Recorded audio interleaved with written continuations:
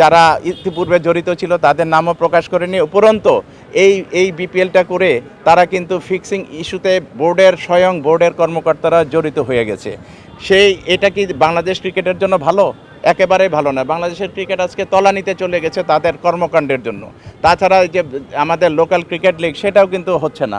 কিভাবে হচ্ছে আপনারা দেখেছেন, একটি টুর্নামেন্টের মতো মানে নাম কস্তে খেলা চালু করছে, একবার একের সিদ্ধান্ত নিচ্ছে, একবার এই ক্লাবকে পয়েন্ট দিচ্ছে, আবার পয়েন্ট কেটে নিচ্ছে, বিভিন্ন রকম তালবাহানা।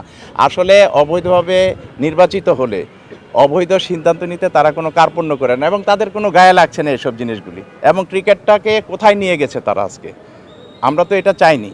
আমরা চেয়েছিলাম যে 5ই আগস্টের পরে যে নির্বাচনগুলি বাংলাদেশে হবে, এটা শুধু ক্রিকেট বোর্ডেরই নয়, সমস্ত ক্রীড়া ফেডারেশনগুলি জাতীয় নির্বাচন সুষ্ঠু সুন্দর হবে, যেটা এক্সাম্পল হয়ে থাকবে সারা জাতির কাছে।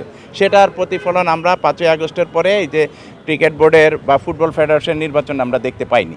তো আমরা এখন চাই যে আমরা ভবিষ্যতে এই বোর্ডের কেউ থাকবে বলে আমার মনে হচ্ছে না, কারণ ইতিমধ্যে কিন্তু তারা অনেকে কয়েকজন পদত্যাগ করার প্রস্তুতি নিচ্ছে, কয়েকজন করেছে, এবং কয়েকজন কিন্তু দেশের বাইরেও চলে যাচ্ছে, এবং আলটিমেটলি এই বোর্ডের কোনো অস্তিত্ব থাকবে বলে আমার মনে হয় না।